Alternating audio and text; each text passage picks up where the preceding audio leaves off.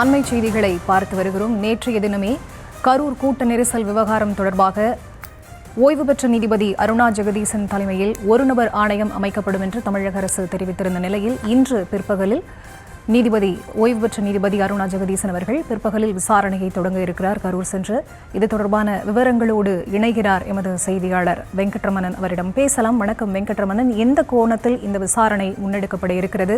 விவரங்களை நீங்க பதிவு செய்யலாம். வணக்கம்.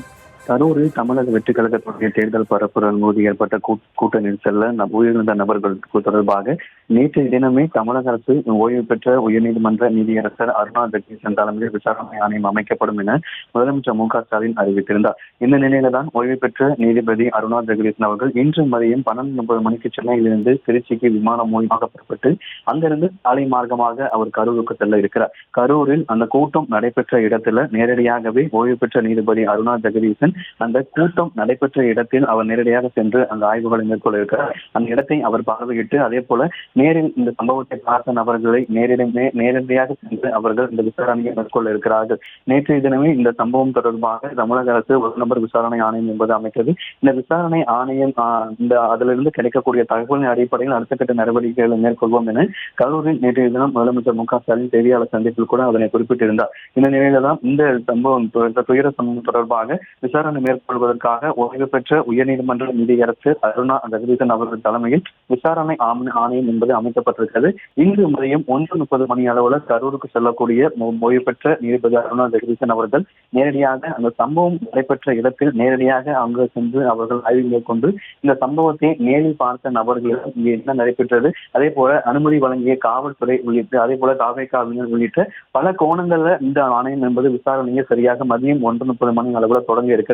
இந்த ஆணையம் கொடுக்கக்கூடிய அறிக்கையின் அடிப்படையில் தான் அடுத்த கட்டமாக இந்த விவகாரத்தில் எங்கே தவறு நடந்திருக்கிறது உள்ளிட்ட பல விஷயங்கள் வெளிவரும். முதலமைச்சர் கூட செய்தியாளர் சந்தித்து இந்த ஆணையம் கொடுக்கும் விஜய் அவர்கள் கைது செய்யப்படுவதற்கு வாய்ப்பு இருக்கா என செய்தியாளர்கள் கேள்வி எழுப்பிய போது ஆணையம் கொடுக்கக்கூடிய அறிக்கையின் அடிப்படையில் அடுத்த கட்ட நடவடிக்கை மேற்கொள்ளப்படும் என தெரிவித்திருந்தார். இந்த நிலையில தான் ஓய்வு பெற்ற நீதியரசர் அருணா ஜெகதீசன் அவர்கள் இன்று மதியம் 1:30 மணி அளவுல அவர் கரூருக்கு சென்று அந்த கூட்டம் நடைபெற்ற அந்த பகுதி அதே போல அதுக்கு அருகே இருக்கக்கூடிய பகுதி அதிகம் மக்கள் கூடின, அதாவது அதிகமாக அந்த எந்த இடத்துல மக்கள் முன்கி அடைத்து செல்ல முயன்றார்கள் அந்த ஷெட்டு போன்ற பகுதி உள்ளிட்ட நேரடியாகவே அந்த பகுதிக்கு சென்று களத்தில் அவர்கள் நேரடியாக ஆய்வு மேற்கொண்டதுக்கு பிறகாக காவல்துறையுடைய உயர் அதிகாரிகள் அதே போல அந்த சம்பவத்தை நேரில் பார்த்த நபர்கள் மருத்துவமனையில சிகிச்சை பெற்று வரக்கூடிய நபர்கள் உள்ளிட்ட நபர்களோடு நேரடியாக அங்கு அவர்கள் கூறக்கூடிய அந்த தகவலை சேகரித்து அதன் தொடர்ச்சியாக மற்ற தாவேக்காவினர் அதே போல காவல்துறை தரப்பு பொதுமக்கள் உள்ளிட்ட அனைத்து தரப்பு மக்களிடையே அவர்கள் இந்த விசாரணை என்பது தொடர்ந்து இருக்கிறார்கள்.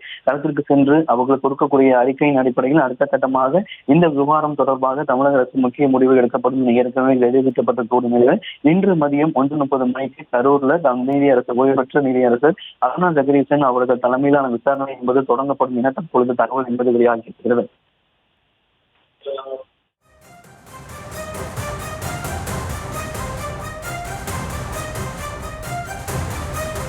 விவரங்களுக்கு நன்றி வெங்கட்ரமணன்.